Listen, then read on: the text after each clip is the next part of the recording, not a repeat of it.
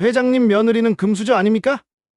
새벽 5시 40분 세화물류센터 정문 앞에서 경비가 건넨 말이었습니다. 73년을 살며 윤태수라는 이름 대신 최태수라는 임시직 명찰을 단 건 처음이었죠. 며느리 한서윤을 시험하려고 내린 결정이 과연 옳은 선택이었을까요?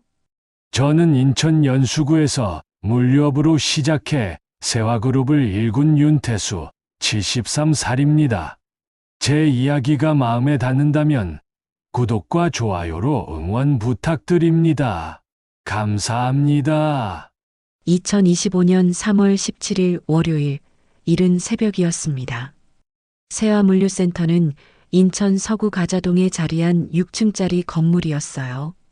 오전 6시 출근 타임카드를 찍는 소리가 복도에 울렸습니다. 형광등 불빛 아래 명찰들이 지나갔죠. 저는 낡은 작업복을 입고 안전모를 눌렀었습니다. 최태수, 임시보조. 가슴에 붙은 명찰이 낯설었어요. 현장 반장 최만석 씨가 제 어깨를 툭 쳤습니다. 최 씨, 첫날이지? 따라와. 그의 안전모는 테두리가 달아 회색빛이었어요. 58살, 20년 차 반장이라고 했죠. 여기가 입고 구역이고 저기가 출구예요. 새벽반은 물량 정리가 핵심입니다. 최만석 씨는 클립보드를 들고 빠르게 설명했습니다. 포크리프트가 지나가며 경적을 울렸어요. 팔레트에 쌓인 박스들이 3미터 높이로 쌓여 있었죠. 안전교육은 오전 8시 30분 휴게실에서 합니다. 서명만 하면 돼요. 서명만? 저는 속으로 고개를 가로저었습니다. 절차를 이렇게 대충 넘기나. 오전 7시 구내식당 문이 열렸습니다. 김명자 씨를 포함한 조리원 3분이 국을 푸고 계셨어요. 67살 손목에 무릎 보호대를 감고 계셨죠. 드세요, 많이. 김명자 씨가 국을 더 퍼주셨습니다. 손가락 마디가 굵었어요. 관절염인 듯 했죠. 그때 문이 열리며 한서윤이 들어왔습니다. 36살 제 며느리였습니다. 현장 안전 담당 계약직이라는 명찰을 달고 있었어요. 회색 작업복에 안전화를 신고 클립보드와 태블릿을 양손에 들고 있었죠. 김명자 이모님, 오늘 손 괜찮으세요? 서윤이 김명자 씨 손을 잡고 물었습니다. 괜찮아, 괜찮아. 내가 사준 장갑 덕분에 많이 나아졌어. 다행이에요. 혹시 또 아프시면 바로 말씀하세요. 서윤은 식판을 들고 구석 자리에 앉았습니다. 저는 멀찍이 떨어진 테이블에서 그녀를 관찰했어요. 보여주기겠지. 속으로 중얼거렸습니다. 오전 8시 30분 안전교육이 시작됐습니다. 휴게실에는 의자 20개가 놓여 있었고 직원 15명이 앉아 있었어요. 최만석 반장이 서명부를 돌렸습니다. 다들 아시죠? 서명만 하면 됩니다. 그런데 서윤이 일어났습니다. 반장님, 서명부 돌리기 전에 교육자료 먼저 나눠주세요. 아, 그냥 서명만 받으면 되는데. 안전교육은 절차입니다. 자료 없이 서명만 받으면 규정 위반이에요. 최만석 반장의 얼굴이 굳었습니다. 서윤은 태블릿을 켜고 PDF 파일을 스크린에 띄웠어요. 오늘은 포크리프트 후진 경보 점검과 적재 높이 규정입니다. 3m 이상 적재 시 반드시 2층 고정끈을 사용해야 합니다. 화면에는 사고 사례 사진이 떴습니다. 무너진 팔레트, 깨진 박스, 다친 직원의 모습이었죠. 작년 9월 부산 물류센터에서 적재 높이 위반으로 직원 한 분이 골절상을 입었습니다. 우리 센터에서는 절대 이런 일이 없어야 합니다. 서윤의 목소리는 단호했습니다. 교육이 끝난 뒤 서명부가 돌았습니다. 이번엔 모두가 제대로 교육을 들은 뒤였어요. 저도 최태수라는 이름으로 서명했습니다. 오전 11시 입고 작업이 한창이었습니다. 트럭 3대가 들어왔고 하청 기사들이 짐을 내렸어요. 그중 한 명이 허리를 짚으며 신음했습니다. 괜찮으세요? 서윤이 달려갔습니다. 아, 괜찮아요. 그냥 좀 삐끗했어요. 병원 가보셔야 해요. 산재 처리 도와드릴게요. 아니에요, 괜찮습니다. 그냥 일 마저 할게요. 하청 기사는 고개를 저었습니다. 서윤은 클립보드에 기록을 남기며 말했어요. 기사님, 지금 안 가시면 나중에 더 큰 문제가 됩니다. 제가 반장님께 말씀드릴게요. 그녀는 최만석 반장에게 가서 상황을 설명했습니다. 반장은 난처한 표정을 지었지만 결국 고개를 끄덕였어요. 알겠어요. 대체 인력 부르겠습니다. 서윤은 하청 기사에게 병원 연락처와 산재 신청 절차를 적은 메모를 건넸습니다. 오후 2시 점심시간이 끝나고 저는 출고 구역으로 배치됐습니다. 박스를 옮기며 땀이 흘렀어요. 73살 몸에 이 일은 쉽지 않았죠. 그때 서윤이 지나가다 제게 물 한 병을 건넸습니다. 힘드시죠? 천천히 하세요. 고맙습니다. 저는 고개를 숙였습니다. 그녀는 제 얼굴을 제대로 보지 않고 지나갔어요. 오후 5시 40분, 야간 교대 시간이었습니다. 대부분의 직원이 퇴근했지만 서윤은 남아 있었어요. 저도 슬쩍 남아서 지켜봤습니다. 그녀는 출고 구역을 돌며 팔레트 고정 상태를 점검했습니다. 클립보드에 체크 표시를 하고 사진을 찍었어요. 한 곳에서 멈춰 섰습니다. 여기 고정끈이 풀렸네요. 혼잣말처럼 중얼거리며 그녀는 직접 사다리를 가져와 고정끈을 다시 묶었습니다. 3m 높이였죠. 저런 걸 직접 하나. 저는 속으로 놀랐습니다. 오후 6시 20분 서윤은 사무실로 돌아갔습니다. 저는 멀찍이 따라갔어요. 사무실 창문 너머로 그녀가 보였습니다. 컴퓨터 앞에 앉아 사고 보고서를 작성하고 있었어요. 오늘 허리를 다친 하청 기사의 이름, 사고 시각, 병원 이송 여부, 산재 신청 진행 상황을 꼼꼼히 적었죠. 그리고 파일 폴더를 열어 영수증 한 장을 꺼냈습니다. 작업 장갑 10켤레 마이너스 32,000원. 본인 카드로 결제한 영수증이었습니다. 그녀는 그것을 팀 공용 파일에 붙이고 메모를 남겼어요. 김명자님 외 조리원분들 손 보호용. 재구매 필요시 연락주세요. 저는 고개를 돌렸습니다.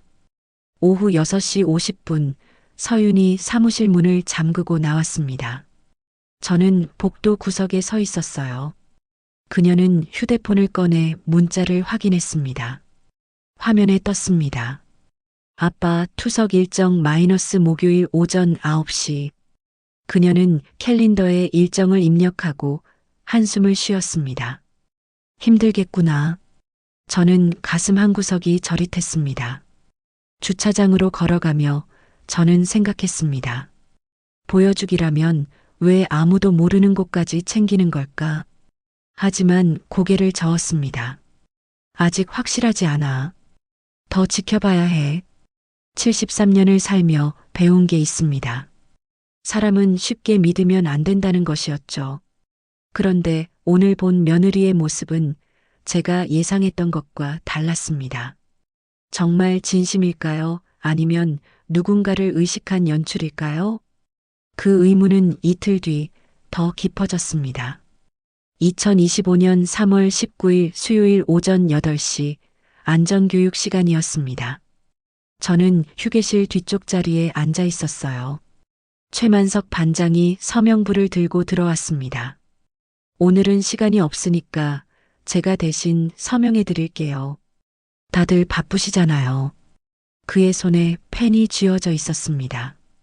직원들은 고개를 끄덕이며 자리에서 일어나려 했어요. 그때 서윤이 문을 열고 들어왔습니다. 반장님, 잠깐만요.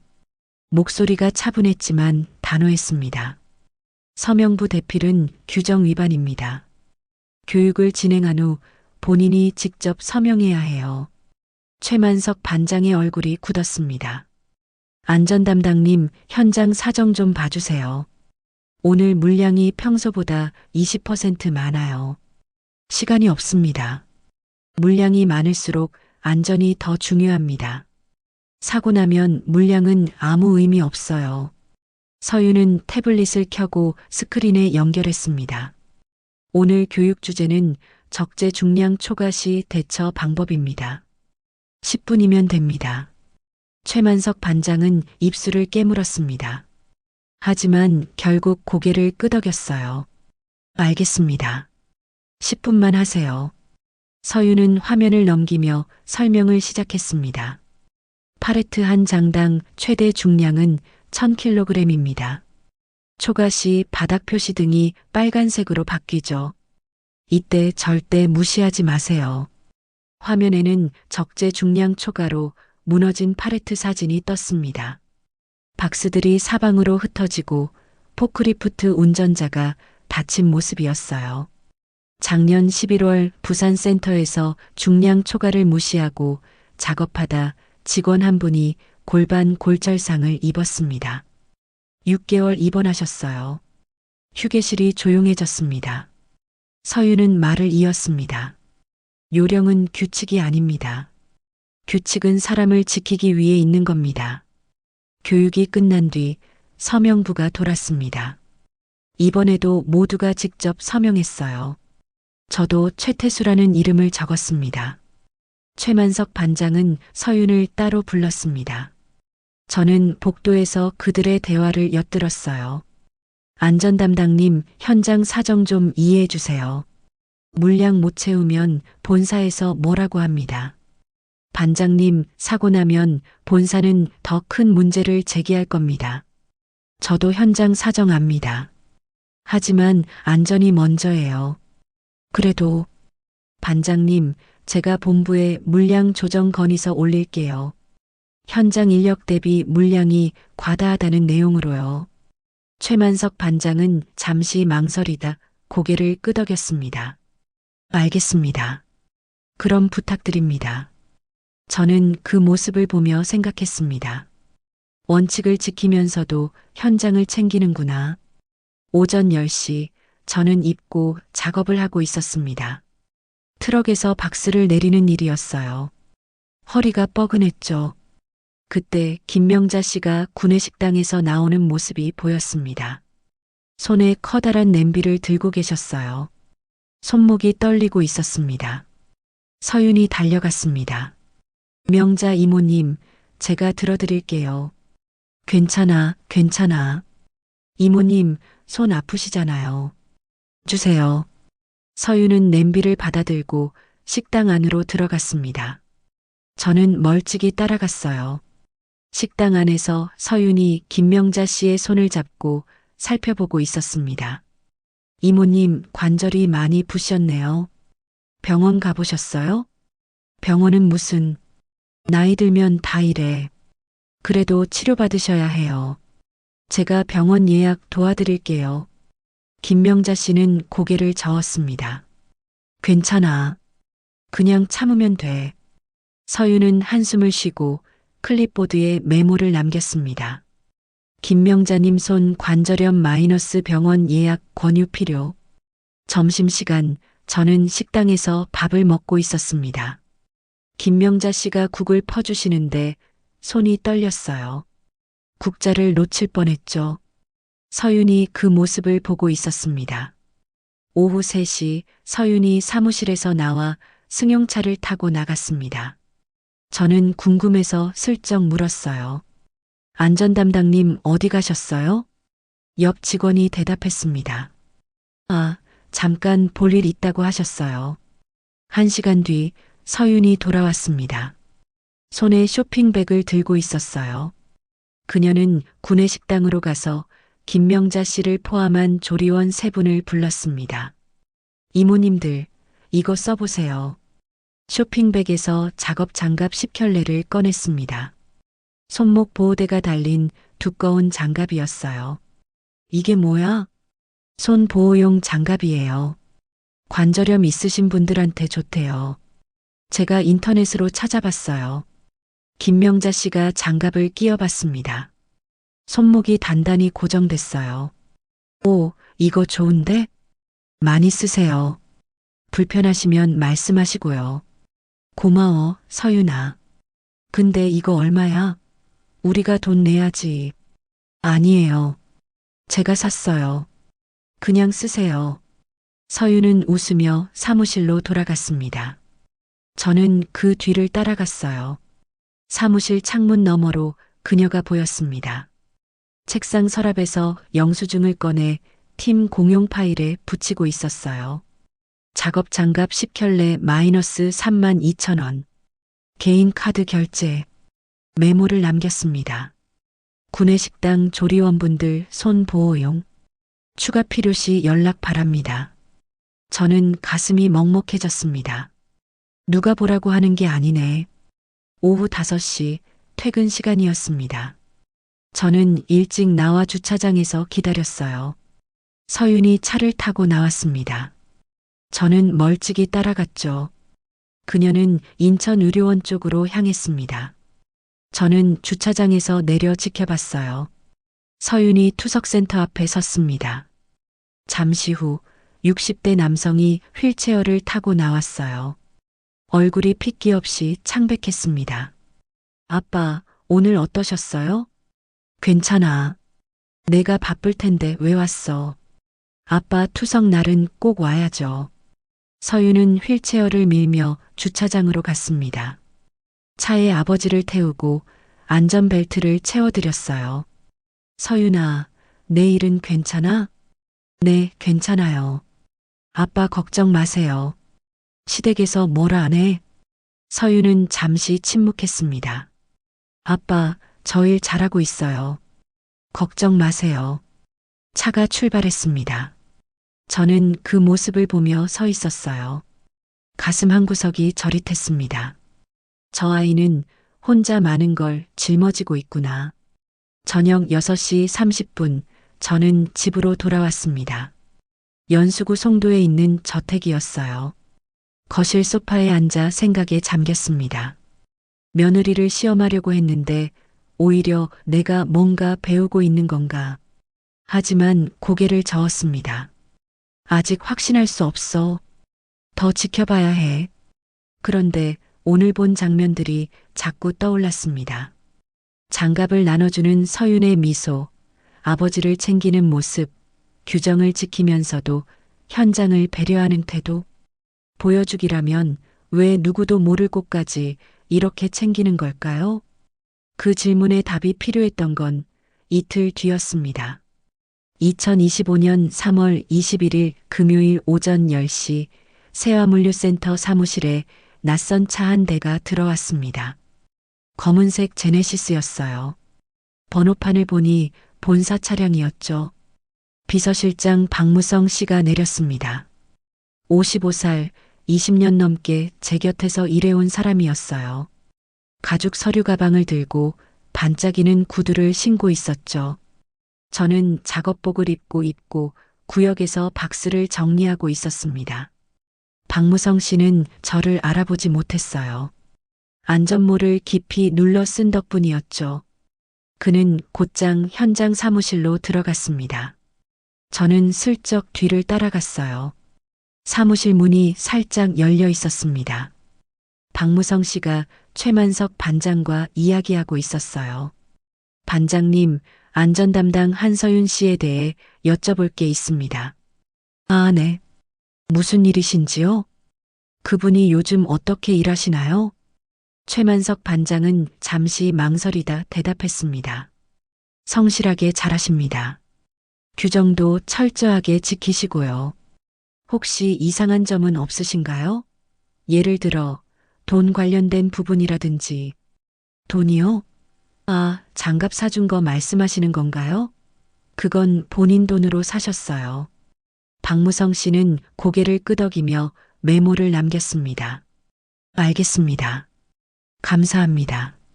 그는 사무실을 나와 복도를 걸었습니다. 저는 뒤를 따라갔어요.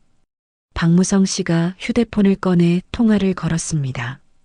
회장님, 저 박무성입니다. 현장 확인 중인데요. 한 가지 제보가 있습니다. 제 휴대폰이 울렸습니다. 저는 화장실로 들어가 전화를 받았어요. 무슨 일인가? 회장님, 며느님이 기부금 계정을 임의 전용했다는 제보가 들어왔습니다. 가슴이 철렁했습니다. 자세히 말해보게.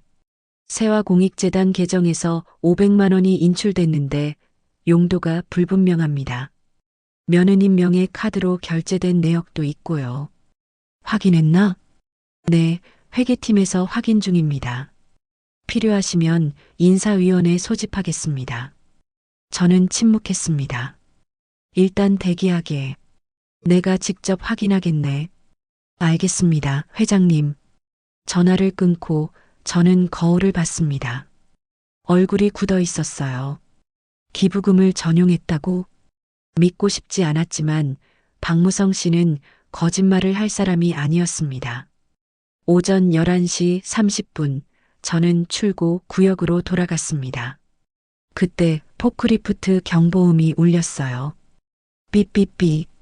경고음이 멈추지 않았습니다. 포크리프트가 후진하다 멈춰 섰어요. 운전자가 내려서 경보기를 확인했습니다. 이상하네, 계속 울려요. 최만석 반장이 달려왔습니다. 그냥 꺼. 오작동인 것 같아. 네, 알겠습니다. 운전자가 경보기 스위치를 껐습니다. 그런데 포크리프트가 다시 후진을 시작했어요. 뒤에 직원 한 명이 서 있었습니다. 위험해요. 제가 소리쳤습니다. 그 순간 서윤이 달려와 직원을 밀쳐냈습니다. 포크리프트가 벽에 부딪혔어요. 쿵. 둔탁한 소리가 났습니다. 직원은 바닥에 넘어졌지만 다치지 않았어요. 서윤이 일으켜 세웠습니다. 괜찮으세요? 네. 고맙습니다. 최만석 반장이 다가왔습니다. 큰일 날 뻔했네. 다행이야. 서윤은 포크리프트를 살펴보며 말했습니다. 경보 오작동 문제예요. 정비 기록 확인해 주세요. 네, 알겠습니다. 서윤은 클립보드에 사고 경위를 적었습니다. 그리고 휴대폰으로 현장 사진을 찍었어요. CCTV 영상 보관 연장 신청할게요. 사고 조사 때 필요합니다. 그냥 넘어가면 안 돼요? 다친 사람도 없는데. 반장님, 경미한 사고도 기록 남겨야 재발 방지할 수 있어요. 서윤은 사무실로 돌아가 컴퓨터 앞에 앉았습니다. 저는 멀찍이 지켜봤어요. 그녀는 법무팀에 공문을 작성했습니다. CCTV 영상 보관 연장 신청 마이너스 2025년 3월 21일 포크리프트 경보 오작동 사고건. 법무팀 규정대로 양식을 채우고 현장 사진을 첨부했어요. 제출 버튼을 눌렀습니다. 오후 2시 박무성 씨가 다시 나타났습니다. 이번엔 저를 찾아왔어요.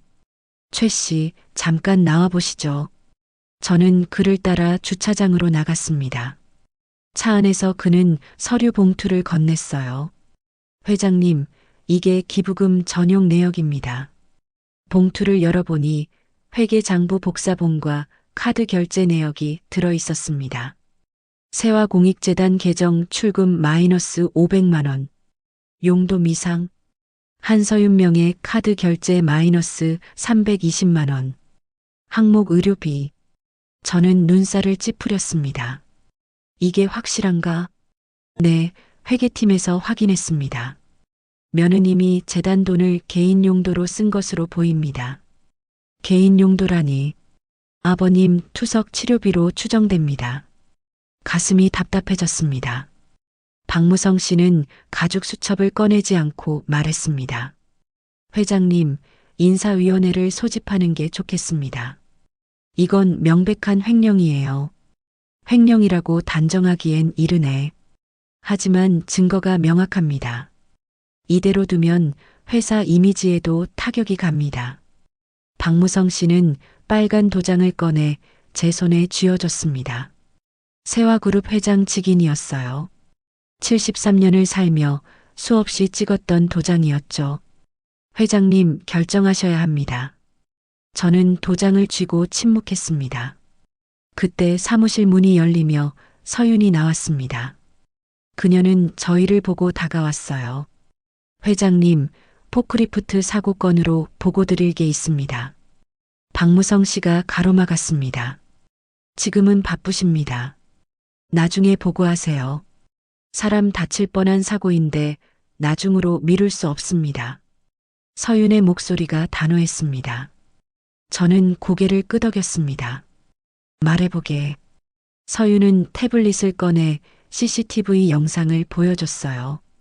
경보 오작동은 정비 소홀 때문입니다. 지난달 점검 기록이 누락됐어요. 재발 방지를 위해 정비 주기를 2주에서 1주로 단축해야 합니다. 비용이 얼마나 드나? 월 300만 원 정도 추가 예상됩니다. 박무성 씨가 끼어들었습니다. 그건 과도한 지출 아닙니까? 현장에서 알아서 조절하면 되죠. 서윤은 그를 똑바로 봤습니다. 실장님, 사람부터 치료하고 규정을 밟아야 합니다. 비용보다 안전이 먼저예요. 하지만 오늘 직원 한 분이 다칠 뻔했습니다. 다음엔 정말 다칠 수 있어요. 저는 서윤의 눈빛을 봤습니다. 흔들림이 없었어요. 박무성 씨는 빨간 도장을 다시 제 손에 밀어 넣었습니다. 회장님, 결정하십시오. 저는 도장을 쥐고 생각했습니다. 무엇에 도장을 찍어야 하나? 기부금 전용 의혹에 도장을 찍어 인사위원회를 소집할 것인가? 아니면 안전예산증액에 도장을 찍어 며느리의 제안을 승인할 것인가? 서윤은 저를 기다렸습니다. 박무성 씨도 저를 기다렸어요. 저는 손안의 도장을 내려다봤습니다. 73년을 살며 수많은 결정을 내려왔습니다. 하지만 오늘의 결정은 그 어느 때보다 무거웠어요. 나는 무엇에 도장을 찍어야 할까요? 소문일까요? 사실일까요? 그 질문에 답하기도 전에 모든 게 뒤집어졌습니다. 2025년 3월 21일 금요일 오후 3시 20분, 저는 창고 안쪽으로 들어갔습니다. 박무성 씨가 건넨 서류를 다시 확인하고 싶었어요. 창고는 어두웠습니다. 형광등 몇 개만 켜져 있었죠. 팔레트 사이를 지나가는데 발이 걸렸습니다. 몸이 앞으로 쏠렸어요. 바닥에 넘어지며 손목을 찧었습니다. 통증이 밀려왔습니다. 최 씨, 괜찮으세요? 서윤의 목소리였습니다. 그녀가 달려와 제 팔을 잡고 일으켜 세웠어요. 손목 다치셨어요. 보건실 가셔야 해요. 괜찮네. 그냥 좀 삐끗했어. 아니에요, 부었어요. 빨리 가세요. 서윤이 제 손목을 잡았습니다. 그 순간 그녀의 눈빛이 제 손목 시계에 머물렀어요. 파텍 필립 노틸러스 2천만 원짜리 시계였습니다. 서윤의 얼굴이 굳어졌습니다. 이 시계. 저는 재빨리 손을 빼려 했지만 늦었어요. 서윤은 제 얼굴을 똑바로 봤습니다. 안전모를 벗겼죠. 회장님 맞지요? 침묵이 흘렀습니다. 저는 고개를 끄덕였습니다. 그렇네. 서윤은 한숨을 쉬고 손을 놓았습니다. 언제부터 계셨어요? 일주일 전부터. 저를 지켜보신 거군요. 그렇네. 서윤은 뒤로 한 걸음 물러섰습니다. 시험이셨군요. 며느리가 제대로 일하는지 확인하려고. 맞네. 서윤은 눈을 감았다 떴습니다. 회장님, 저는 며느리로 평가받기 전에 직원으로 일합니다. 무슨 뜻인가? 저는 이 일을 직업으로 선택했어요. 누가 보든 안 보든 제 원칙대로 일합니다. 그녀의 목소리가 떨렸지만 눈빛은 흔들리지 않았습니다. 저는 입술을 깨물었습니다. 기부금 전용권은 어떻게 설명하겠나? 서윤의 얼굴이 굳었습니다. 그것까지 아시는군요. 500만 원을 개인 용도로 썼다고 들었네.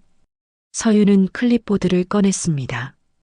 회장님, 사무실로 가시죠. 설명드릴게요. 우리는 현장 사무실로 갔습니다. 서윤은 컴퓨터를 켜고 파일을 열었어요. 지난달 25일 하청 기사 한 분이 허리를 다쳤습니다. 산재 신청했지만 승인까지 2주가 걸렸어요. 화면에는 사고 보고서가 떠 있었습니다. 그분은 당장 치료비가 필요했어요. 저는 세화공익재단 긴급지원금 항목에서 500만 원을 선지급했습니다.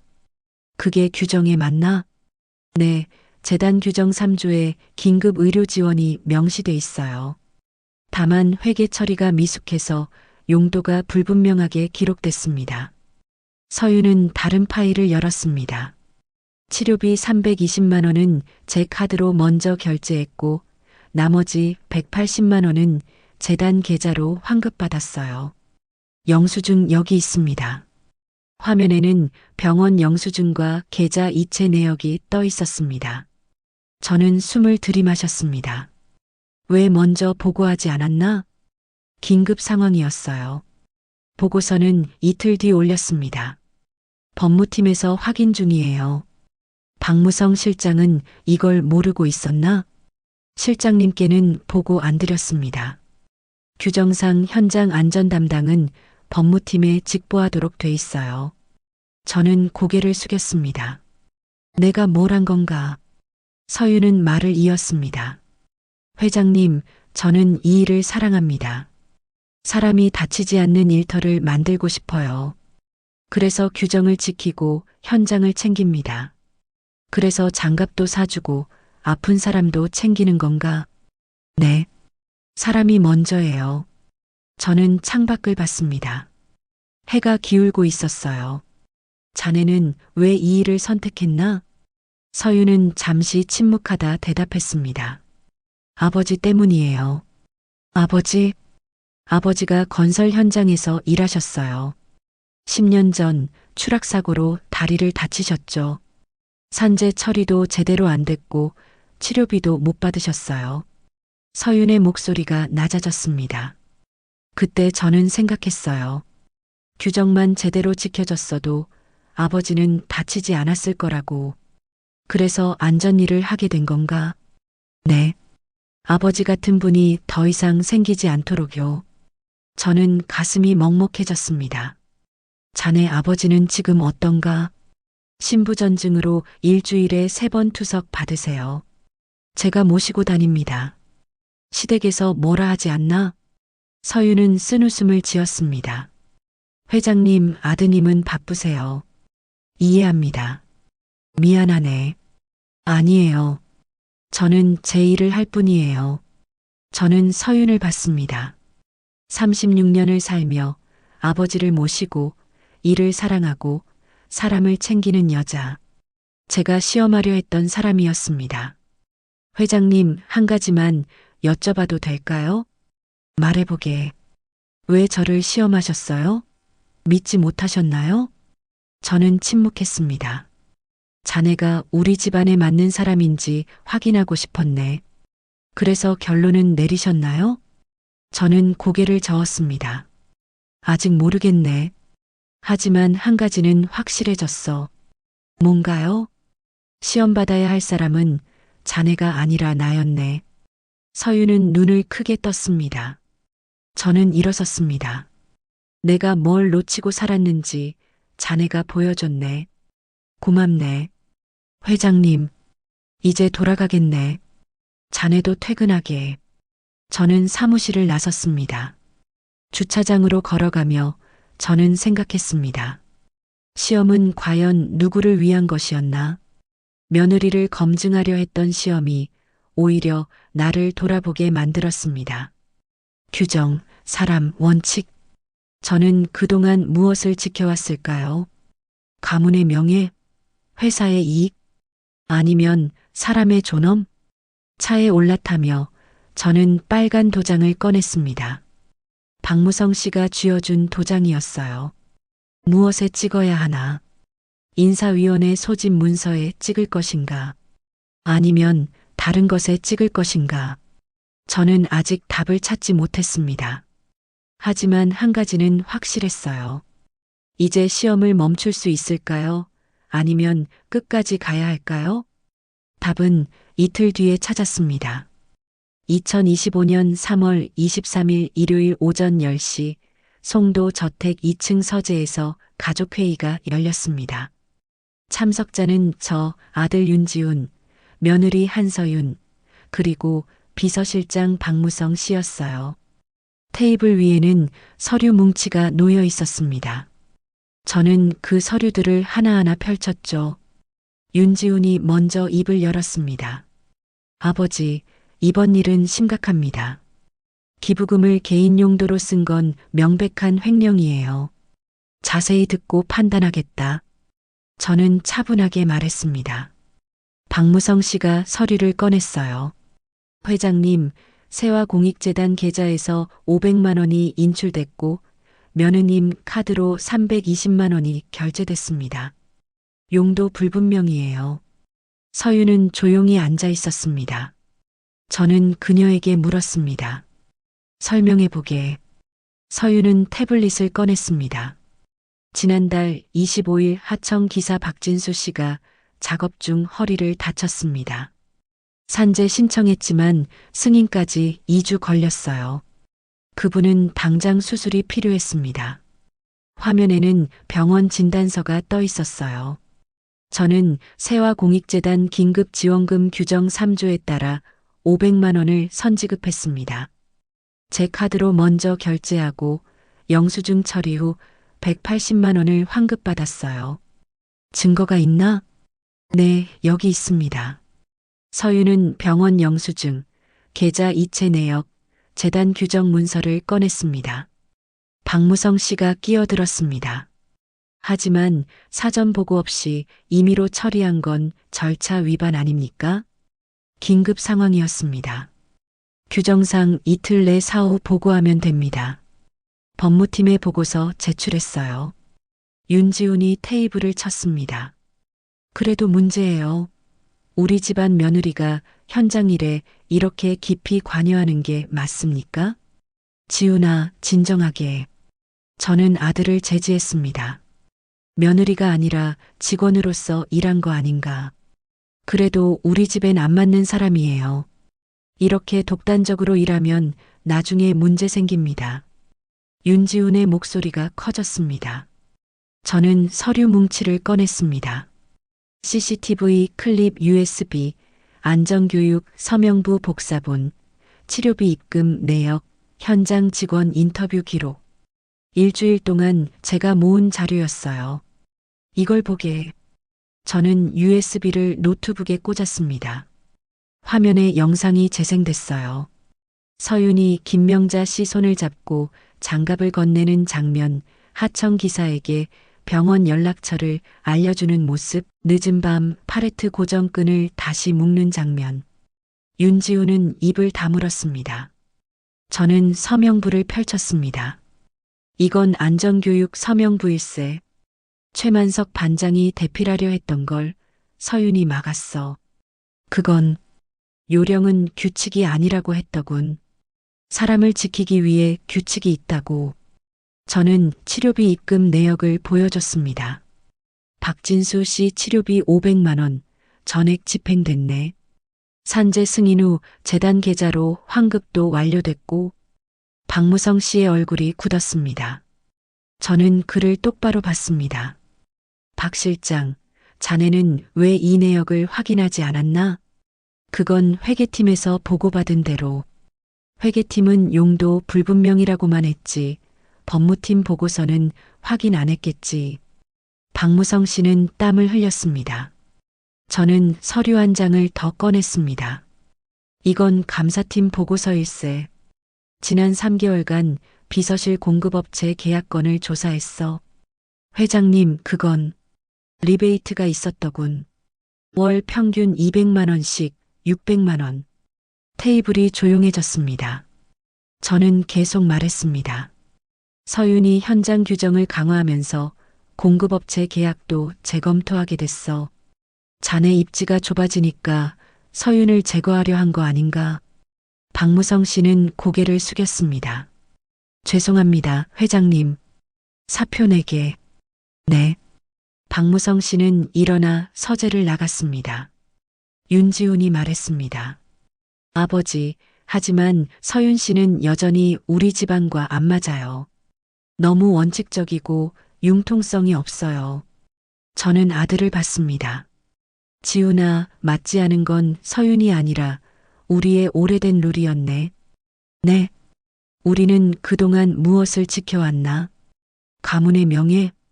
회사의 이익? 저는 빨간 도장을 꺼냈습니다. 하지만 사람을 지키지 않으면 명예도 이익도 무의미하네. 저는 서류 3장을 펼쳤습니다. 첫 번째, 비서실 해체 및 투명 경영체제 전환. 두 번째, 현장 안전 예산월 300만 원 증액. 세 번째, 세화공익재단 전환 마이너스 지분 10% 기부, 전문 이사진 구성. 저는 빨간 도장을 첫 번째 서류에 찍었습니다. 탁! 소리가 울렸습니다. 두 번째 서류에도 찍었습니다. 탁! 세 번째 서류에도 찍었습니다. 탁! 윤지우는 놀란 표정으로 저를 봤습니다. 아버지, 이건 너무 급진적인 결정 아닙니까? 급진적이 아니라 당연한 거야. 저는 서윤을 봤습니다. 서윤, 자네는 이제 현장 동행팀 리더로 발령받게 될 걸세. 현장 동행팀이요? 하청과 원청 간 분쟁 중재, 안전 교육 체계 표준화를 담당하는 팀일세. 자네가 만들게. 서윤은 눈을 크게 떴습니다. 감사합니다, 회장님. 아니네. 고마운 건 나야. 자네가 내 인생 시험지를 고쳐줬어. 저는 일어섰습니다. 우리는 그동안 가문을 지킨다는 명목으로 사람을 외면했네. 이제 바로잡을 때야. 윤지우는 아무 말도 하지 못했습니다. 저는 창밖을 봤습니다. 송도 바다가 보였어요. 햇살이 반짝이고 있었죠. 73년을 살며 저는 많은 결정을 내렸습니다. 하지만 오늘의 결정이 가장 옳은 결정이라는 확신이 들었어요. 가문을 지키는 일은 사람을 먼저 지키는 일이었습니다. 그리고 사람을 지키는 일은 규칙과 존중에서 시작되는 것이었죠. 저는 빨간 도장을 내려놓았습니다. 이제 이 도장은 권력이 아니라 책임의 상징이 될 것입니다. 가문을 지키는 일은 과연 무엇을 먼저 지키는 일일까요? 그 질문의 답은 석 달 뒤에 완성됐습니다. 2025년 6월 15일 월요일 오전 10시 세화그룹 본사 대강당에서 임시 주주총회가 열렸습니다. 저는 단상에 섰습니다. 73살 회장으로서 마지막 연설이었어요. 주주 여러분, 오늘 저는 세화그룹 회장직에서 물러나 세화공익재단 이사장으로 이임합니다. 강당이 술렁였습니다. 저는 계속 말했습니다. 세화그룹은 앞으로 전문 경영인 체제로 전환됩니다. 경영 투명성을 높이고 현장 안전과 공정을 최우선 가치로 삼을 것입니다. 화면에는 새로운 경영 원칙이 떴습니다. 첫 번째, 현장 안전 규정 준수. 두 번째, 하청원청 공정 계약. 세 번째, 투명 회계 및 감사 체계. 이것이 세화그룹의 새로운 룰입니다. 박수가 터져 나왔습니다. 연설을 마치고 저는 단상에서 내려왔어요. 윤지훈이 다가왔습니다. 아버지, 정말 이게 최선입니까? 그래, 이게 최선이야. 하지만 가문의 지배력이 약해집니다. 저는 아들의 어깨에 손을 올렸습니다. 지훈아, 진짜 지배력은 권력이 아니라 신뢰에서 나온다네. 신뢰요? 현장 직원들이 우리를 신뢰할 때 회사는 더 강해지는 거야. 윤지우는 고개를 끄덕였습니다. 오후 2시 저는 세화물류센터를 방문했습니다. 현장 동행팀 사무실 문을 열었어요.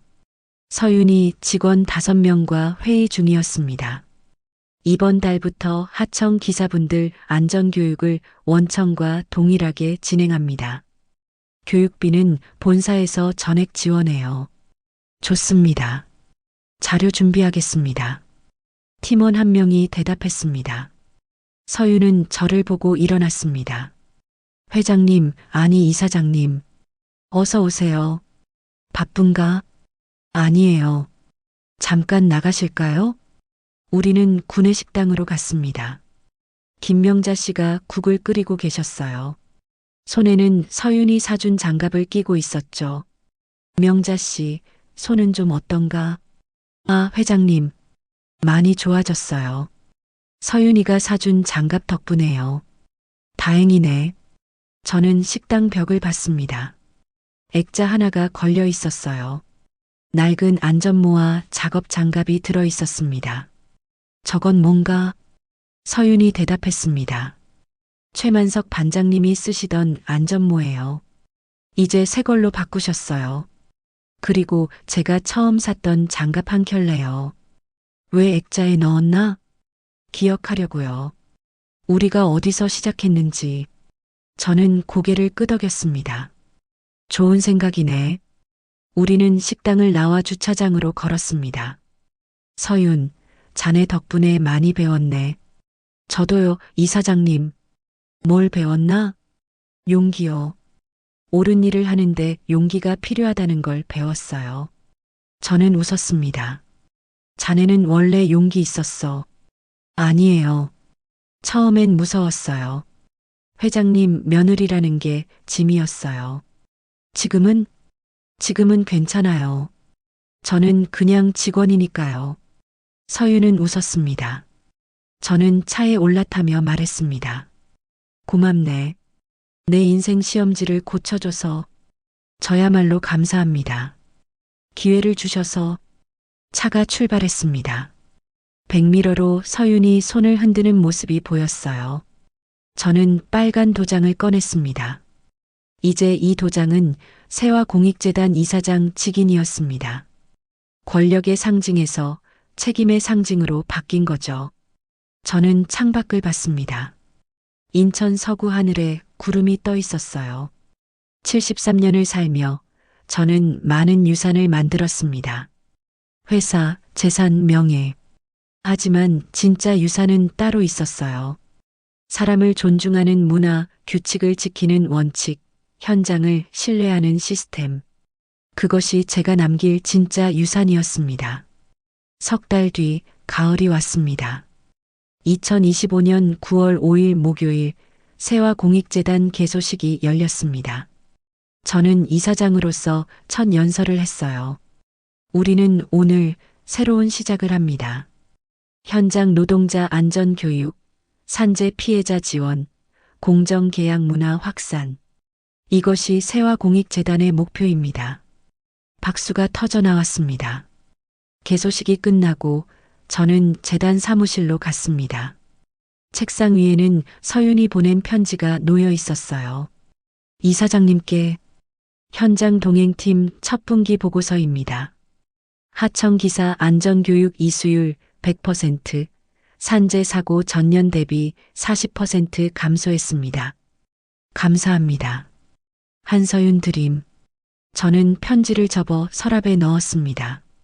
그리고 창밖을 봤어요. 재단 건물 앞 화단에는 코스모스가 피어 있었습니다. 바람에 흔들리는 꽃들이 아름다웠죠. 저는 생각했습니다. 이게 진짜 유산이구나.